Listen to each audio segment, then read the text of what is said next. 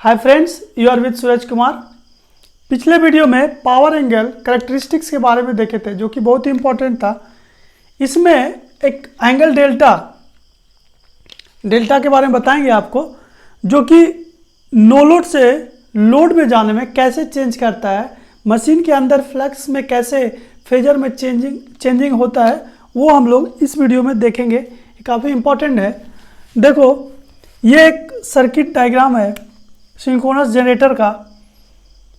तो हम लोग एयर गैप वोल्टेज, ये पहले भी देख चुके हैं। एयर गैप वोल्टेज क्या होता है? VT प्लस JIXL IAR है, ठीक है।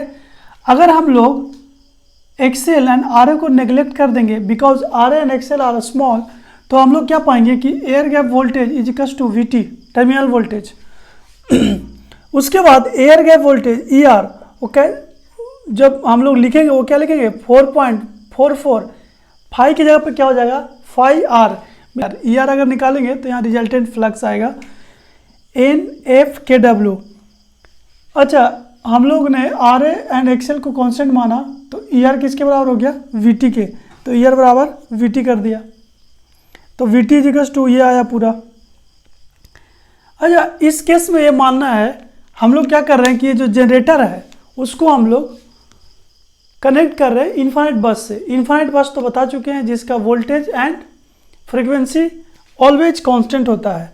तो अगर हम लोगों ने इसका इनफाइनाइट बस से कनेक्ट किया है तो ये VT तो कांस्टेंट हो जाएगा, KW ऑलरेडी कांस्टेंट होता है, F कांस्टेंट होगा और N भी कांस्टेंट होगा because number of turns will be constant. Then 5R will always be constant irrespective of load. तो मान लो ये VT का फेजर है। अभी देखो नो लोड से फुल लोड में कैसे चेंज होता है। ये VT का फेजर है, तो जो VT का फेजर है वही किसका होगा? ER का, और वही किसका होगा? EF का, because all are same at no load. ये नो लोड देख रहे हैं हम लोग। तो सिमिलरली इधर भी जो होगा 5R FF FR सब क्या होगा? बराबर होगा। FF FR क्या है? रिजल्टेंट, और ये फील्ड EMF। तो हम लोग जानते हैं कि जो EMF है उससे लीड करता है EMF कितना? 90 डिग्री से। तो ये सारे नो लोड में इक्वल होंगे। अच्छा, ये जो डेल्टा होता है वो किसके बीच में? FF एंड FR के बीच में होता है, एंगल डेल्टा। तो इस केस में at no load delta equals to कितना आ गया? 0। जब डेल्टा इक्वल्स टू 0 आ गया, मतलब FR इक्वल्स टू FF बराबर हो गया, फेजर और मैग्नीट्यूड दोनों। तो हम लोग क्या बोल रहे हैं कि जो इलेक्ट्रोमैग्नेटिक टॉर्क होता है वो डायरेक्टली प्रोपोर्शनल होता है साइन डेल्टा का। तो जब डेल्टा इक्वल्स टू 0 होगा तो साइन डेल्टा 0 होगा, तो electromagnetic torque generated in this no load case is equals to 0। अच्छा, इसी केस को हम लोग बोलते हैं the synchronous generator is floating on infinite bus. इसका मतलब क्या होगा कि if a synchronous machine is neither generating nor motoring, then the machine is called floating on infinite bus। वो इन्फाइनाइट बस पर फ्लोट करेगा क्योंकि IA क्या होगा? नो लोड में 0, IA 0, FA 0, ठीक है। इसी को फ्लोट कंडीशन बोलते हैं, फ्लोटिंग बोलते हैं। तो इलेक्ट्रोमैग्नेटिक टॉर्क इज 0। ओके, अभी देखेंगे लोड में क्या चेंज होगा। लोड देने के बाद कैसे चेंज होता है। देखो, ये तो आपका किसका केस हो गया? नो लोड का, जो कि डेल्टा इक्वल्स टू 0 है, ठीक है। और हम लोगों ने माना है कि जो जनरेटर है, रोटर है, वो इस डायरेक्शन में घूम रहा है, ओमेगा, ठीक है। अच्छा, ये जो FF है वो क्या है? फील्ड पोल। फील्ड पोल कहाँ होता है? रोटर पे। यानी कि अगर जैसे जैसे रोटर घूमता है, फील्ड पोल का एक्सिस भी वैसे वैसे घूमता है, ठीक है। बिकॉज अगर रोटर ऐसा है आपके पास, ये आपका रोटर है, तो अगर ये घूमेगा तो ऑब्वियस है इसका N पोल S पोल इसके साथ घूमता रहेगा, तो फील्ड पोल इसके साथ घूमता रहता है। डेट्स वाई रोटर का स्पीड सिंक्रोनस स्पीड होता है और फील्ड पोल का भी स्पीड सिंक्रोनस स्पीड होता है। तो अगर रोटर का स्पीड में थोड़ा बहुत चेंज होगा बिकॉज ऑफ डिस्टर्बेंस क्या होता है? अगर आप पावर लोड का अचानक चेंज कर देंगे या इनपुट चेंज कर देंगे या फिर कुछ जनरेटर में फॉल्ट आ जाएगा, तो ये जो इक्वेशन है कि output power is equals to input power, इसमें अनबैलेंस आ जाएगा, जिससे एक्सेलरेशन होगा। पावर डिवाइडेड बाय क्या होता है, स्पीड क्या होता है, टॉर्क। और टॉर्क इलेक्ट्रिक, दो तरह का मशीन में टॉर्क होता है, electric torque and mechanical torque. तो इसमें अगर बराबर नहीं होगा तो कुछ बैलेंस मतलब कुछ चेंज होगा, बराबर नहीं होगा मतलब अनइक्वल होगा। जब अनइक्वल होगा तो या तो एक्सेलरेशन होगा या फिर डी एक्सेलरेशन होगा, तो इसका इफेक्ट आपको रोटर पे पड़ेगा।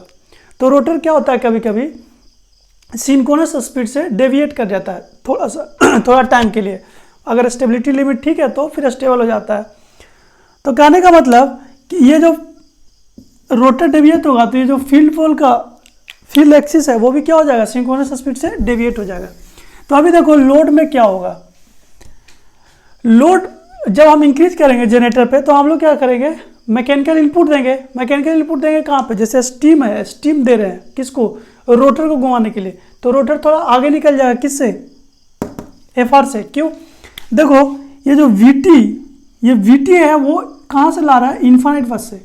तो इन्फानाइट बस का जो वोल्टेज होता है वो हमेशा कांस्टेंट होता है। तो अगर इसका हमेशा कांस्टेंट है मैग्नीट्यूड प्लस फेजर, तो ये जो एफ आर होगा, क्योंकि एफ आर इसे 90 डिग्री लीड करेगा, तो ये भी हमेशा कांस्टेंट होगा। मतलब इसका जो फेजर होगा हमेशा इसी डायरेक्शन में होगा, लोड हो या नो लोड हो, क्योंकि वीटी कांस्टेंट है। ठीक है, तो चेंज कौन सा होगा लोड होने के बाद, एफ एफ मतलब कौन है, रोटर, क्योंकि रोटर पे फील्ड वाइंडिंग रखा हुआ है, उससे फील्ड पोल बना है। तो जैसे ये स्टीम हम लोग देते हैं, इनपुट दे रहे हैं रोटर को स्पीड अप करने के लिए, तो क्या होगा, रोटर थोड़ा आगे निकल जाएगा। तो रोटर आगे निकल जाएगा मतलब रोटेशन का डायरेक्शन ये है, तो आगे निकलेगा मतलब इधर आ जाएगा। अच्छा, एफ ये क्या है, एफ कहाँ से आता है, फील्ड एमएफ कहाँ से आता है, आईएफ से, फील्ड करंट से। तो हम लोग जितना नो लोड में एफ था उतना ही मान रहे हैं कि ऑन लोड में भी फील्ड एमएफ है। We are not changing the excitation of generator. तो एफ का मैग्नीट्यूड वही है, बट हम लोगों ने मैकेनिकल इनपुट दिया, सो थोड़ा रोटर एक्सेलेरेट किया, तो एफ क्या हो गया, आगे निकल आया। इन केस ऑफ लोड देंगे तो इनपुट देना पड़ेगा ना मैकेनिकल, तो ये जैसे ही आगे निकला तो ये एंगल, दोनों के बीच में एंगल आ गया, कौन सा, F R, resultant M F and F के बीच में। तो आप जानते हैं जैसे ही एम एफ एंगल आता है टॉर्क लगना शुरू होता है, T directly proportional to sine delta. इसका मतलब इलेक्ट्रोमैग्नेटिक टॉर्क लगना शुरू हो जाएगा, किस पे, मशीन में। वाई बिकॉज आप लोग कैसे ये आगे कैसे निकला, क्योंकि आप लोगों ने इसको मैकेनिकल टॉर्क दिया, तो इसको बैलेंस करने के इलेक्ट्रिकल टॉर्क होना चाहिए। तो इसीलिए इसमें कुछ डेल्टा एंगल आया, डेल्टा एंगल से क्या आ गया, इलेक्ट्रिकल टॉर्क। ये डेल्टा कहाँ तक इंक्रीज करेगा, जब तक ये टी इलेक्ट्रोमैग्नेटिक टॉर्क इस टीएम मैकेनिकल टॉर्क के बराबर ना हो जाए। ठीक है, तो ये था थोड़ा सा कॉन्सेप्ट लोड का। अभी देखो, तो आप तो एक फेजर समझते होंगे, क्या समझते होंगे कि जो रिजल्टेंट फ्लक्स होता है एमएफ होता है वो क्या होता है, F A plus F armature reaction. मतलब ये रिजल्टेंट है और ये क्या अपना एफ है, फील्ड है। तो रिजल्टेंट यहाँ पे है, तो इसको यहाँ से ऐसे ऐड करना पड़ेगा। तो ये कौन सा है, एफ ए। आप जानते हैं कि मान लो एक तीन फेजर है, ए बी एंड सी। हम लोग बोल रहे हैं कि सी इज द रिजल्टेंट फेजर, सी मान लो रिजल्टेंट फेजर है, ऐसा डायरेक्शन दिया हुआ है। और एक ए है, ए फेजर है, और C is resultant phasor, A phasor plus B phasor है। तो हम लोग कैसे ऐड करते हैं, ए फेजर पर लिखते हैं, उसके हेड से बी फेजर को यहाँ करते हैं, और यहाँ से यहाँ क्या ज्वाइन जो करता है उसको क्या बोलते हैं, रिजल्टेंट। तो वही किए हैं, ये देखो ये रिजल्टेंट है और ये आपका एक फेजर एफ आ गया, इसमें क्या ऐड करना था, एफ ए, तो इसको एफ ऐड कर दिए और ये रिजल्टेंट आ गया। ठीक है, इस तरह से हम लोगों ने एफ ए निकाल लिया। तो मतलब जैसे ही आप ये क्या बोलते हैं उसको, जैसे ही आप मैकेनिकल इनपुट इंक्रीज करेंगे तो डेल्टा थोड़ा फील्ड पोल आगे निकल जाएगा, किससे, रिजल्टेंट से। और ये तो एफ आर रिजल्टेंट तो कांस्टेंट होगा, क्योंकि वी टी कांस्टेंट है, तो इसका फेजर भी सेम ही डायरेक्शन में होगा, बट एफ आगे निकल जाएगा बिकॉज ऑफ मैकेनिकल इनपुट। अच्छा, इनको बैलेंस करने के लिए F A comes into the play. ये क्या है? Armature reaction. बिकॉज जैसे ही आगे निकलेगा तो क्या होगा, जैसे ही आप रोटर घुमाना शुरू करेंगे तो क्या होगा, ऑब्वियस है फ्लक्स कटिंग करना शुरू करेगा, किसको? आर्मेचर वाइंडिंग को, और यहाँ से आर्मेचर करंट आइए आ जाएगा। जैसे आर्मेचर करंट आइए आएगा एफ ए रोल में आ जाएगा, ठीक है। ये हो गया आपका डेल्टा का। अच्छा, एफ ए जो होता है वो इन फेज विथ आई ए होता है। तो जब एफ ए का डायरेक्शन इधर है तो ऑब्वियस आई ए का डायरेक्शन भी इसी डायरेक्शन में होगा। I A is parallel to F A, ठीक है। तो हम लोग क्या देख रहे हैं? Synchronous generator V T plus J I A X A R, because X L तो नेग्लेक्ट कर दिए हम लोग, आ रहे। तो इसके 90 डिग्री पे फेजर बनाओ, और ये देखो आ गया आपका, ये हो गया जे I A X A are. आई ए का डायरेक्शन इधर, जे आई एक्स एस 90 डिग्री इधर, और ये क्या है? We T. तो ये एंगल, हाँ, एफ एफ से ये क्या आ गया? ई एफ आ गया। तो एफ एफ से और ई एफ के बीच में एंगल कितना होता है? 90। तो यहाँ से E F lakhs F F by 90। तो ये एंगल भी क्या आ गया? डेल्टा। तो यही आप एंगल आपको पावर एंगल कर्व में दिखाए थे, E F V T by x sign delta. तो एक्चुअली क्या होता है, इंटरनली फिजिकली मशीन के अंदर ये वाला चीज़ होता है, और इसके बाद ये ऑटोमेटिकली हो जाता है, इसके एंगल डेल्टा आ जाता है। समझ में आया क्या? ये होता है physical concept of synchronous machine. अंदर से ऐसे डेल्टा चेंज करता है और फिर यहाँ से ये डेल्टा आ जाता है। अभी देखो इसको इलेक्ट्रोमैग्नेटिक टॉर्क किधर लगेगा? तो देखो इलेक्ट्रोमैग्नेटिक टॉर्क क्या है, देखो एक चीज़ समझो, अब पहले भी बता चुके हैं। ये मान लो जो ये मशीन है, इसमें आप जानते हैं कि क्या होता है, रिजल्टेंट फ्लक्स फील्ड पोल्स और रोटर का फील्ड पोल दोनों एक दूसरे को अट्रैक्ट करके रखा हुआ रहता है। जैसे मान लो ये है रोटर का, और ये किसका है? रिजल्टेंट का। आपको बताया था इलेक्ट्रोमैग्नेटिक टॉर्क, वहाँ पे आप देख सकते हैं। तो ऐसे ही होता है, ये रोटर का है आपका फील्ड पोल्स का पोल है, और ये किसका है? एफ आर का, रिजल्टेंट पोल का, रिजल्टेंट फ्लक्स का पोल्स। ये दोनों क्या करता है? एक दूसरे को अट्रैक्ट करता है। अट्रैक्ट करने से क्या होता है? टॉर्क जनरेट होता है ड्यू टू अट्रैक्शन। तो यहाँ देखो ये दोनों का अट्रैक्शन है, तो टॉर्क लगेगा किस पे? फ्लक्स पे टॉर्क लगेगा क्या? नहीं, ये रोटर पे लगेगा जो घूमने की कोशिश कर रहा है। तो इस पे देखो टॉर्क इधर लगेगा, इधर खींचेगा इसको, इस डायरेक्शन में लगेगा टॉर्क, और घूम किधर रहा है? इधर। तो यही तो जनरेटर में होता है। जनरेटर में क्या होता है?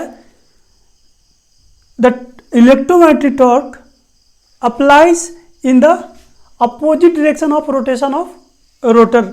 तो ये डायरेक्शन घूमने का इधर है और टॉर्क इधर लग रहा है इधर। इट मीन्स ये जनरेटर का काम कर भी रहा है, क्योंकि किसको अपोज करता है? इलेक्ट्रोमैग्नेटिक टॉर्क, वो मैकेनिकल टॉर्क को, तभी तो दोनों बराबर होगा। तो दैट्स वाई इसका इलेक्ट्रोमैग्नेटिक टॉर्क अपोजिट लगता है। And this is the main internal concept of synchronous generator. अंदर क्या होता है? सिमिलरली हम लोग मोटर का भी देखेंगे। मोटर में हम लोग जब लोड देंगे, इसमें लोड देने का मतलब क्या है? हम लोग रोटर में मैकेनिकल लोड दे रहे हैं, तो लोड देने से क्या होगा भाई? रोटर का स्पीड थोड़ा कम हो जाएगा। यानी कि ये देखो, ये आपका एफ आर का फेजर है, और ये वी टी आर। ये तो एफ आर का कांस्टेंट रहेगा फेजर, इसी डायरेक्शन में, ये चेंज होने वाला नहीं है, लोड चाहे कुछ भी हो जाए। Why? Because V T is constant because of infinite bus. तो अगर स्पीड थोड़ा कम होगा तो डायरेक्शन इधर है, तो ये थोड़ा पीछे हो जाएगा। कौन सा? Rotor M F.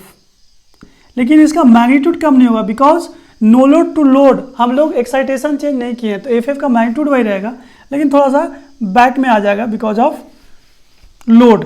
ठीक है, तो ये डेल्टा एंगल आ गया। देखो जैसे ही डेल्टा आ गया तो T E directly proportional to sine delta. तो देखो इन दोनों के बाद इलेक्ट्रोमैग्नेटिक टॉर्क लगना शुरू होगा। अच्छा, इसमें इलेक्ट्रोमैग्नेटिक टॉर्क पर देख लो कैसा लगेगा। तो दोनों के बीच में अट्रैक्शन वाला लगता है, दोनों अट्रैक्ट करता है। रोटर कौन सा है? एफ एफ वाला। तो टॉर्क किधर लगेगा? इधर। रोटर पे किधर लगेगा? वही देखना होता है। एफ एफ पे किस डायरेक्शन में टॉर्क लग रहा है वही देखना होता है। तो रोटर इधर आ रहा है, इधर टॉर्क लगेगा। ठीक है, इधर अट्रैक्ट करेगा इसको एफ आर। तो अगर इधर अट्रैक्ट करेगा तो टी इधर लगेगा। और मोटर में यही होता है। मोटर में क्या होता है? Electromagnetic torque applies in the same direction of rotation of rotor. जिधर रोटर घूम रहा है उधर इलेक्ट्रोमैग्नेटिक टॉर्क लग रहा है। अभी देखो इसका फेजर डायग्राम। डेल्टा तो आ गया, और ये डेल्टा कब तक चेंज होता रहेगा, जब तक कि T इजिकल्स टू Tm बराबर ना हो जाए। मतलब आप लोड बढ़ा रहे हो, मैकेनिकल लोड, तो उसी तरह से इलेक्ट्रिकल इनपुट भी बढ़ना होगा। मतलब जैसे जैसे आप टॉर्क बढ़ा रहे हो मैकेनिकल का, तो इलेक्ट्रोमैटिक टॉर्क भी बढ़ना पड़ेगा। तो इलेक्ट्रोमैटिक टॉर्क आप जानते हैं directly proportional to sine delta होता है, तो यानी कि डेल्टा को इंक्रीज होना पड़ेगा। अगर आप इसको डिक्रीज करोगे तो इसको भी क्या होना पड़ेगा, डिक्रीज। और स्टेबल कब होगा, जब दोनों बराबर हो जाए। तो ये एक मशीन का खासियत है, वो खुद से मैनेज कर लेता है डेल्टा के हिसाब से। उसके बाद इसका फेजर देखो क्या होता है, F R equals to F F plus F A. तो एफ एफ में एफ ए को ऐड करना है, रिजल्टेंट एफ आर में है, तो एफ एफ इधर है, एफ ए इसको ऐड कर दो, इधर आ जाएगा आपका एफ ए। समझ में आया क्या? वैसे ही जनरेटर जैसा करना है, इसमें और कुछ नहीं है, बट इसमें बस करंट का डायरेक्शन चेंज हो जाता है। ठीक है, तो देखो इसका एफ ए इधर है, तो इसका भी एफ ए आई ए इधर ही होगा, because F A is in phase with I A. तो माइनस आई ए चाहिए हमको, क्यों? क्योंकि ये मोटर है। आप जानते हैं E F equals to V T minus J I A X A R, because X L and R A तो नेगलेक्ट कर चुके हैं, तो इधर होगा इसका, ये इससे 90 डिग्री। फेयर डायग्राम नहीं समझ में आया तो देख लेना पहले का वीडियो। ये आपका ई एफ हो जाएगा। ठीक है, ये एंगल आ गया डेल्टा, जैसे इधर आएगा डेल्टा एंगल इधर आ जाएगा। तो ये वाला डेल्टा जो होता है वो टॉर्क प्रोड्यूस करता है, इलेक्ट्रोमैटिक टॉर्क, और ये जो डेल्टा होता है वो पावर प्रोड्यूस करता है, जिसे हम लोग बताए थे E F V T Y X S sine delta. समझ में आया क्या? लेकिन जब एक्सेल एंड आर ए को आप नेग्लेक्ट कर देंगे तो ये दोनों क्या हो जाता है, इक्वल हो जाता है। तो ये आपका क्या था एंगल डेल्टा के बारे में। तो इस तरह से एंगल डेल्टा जो है वो चेंज होता रहता है।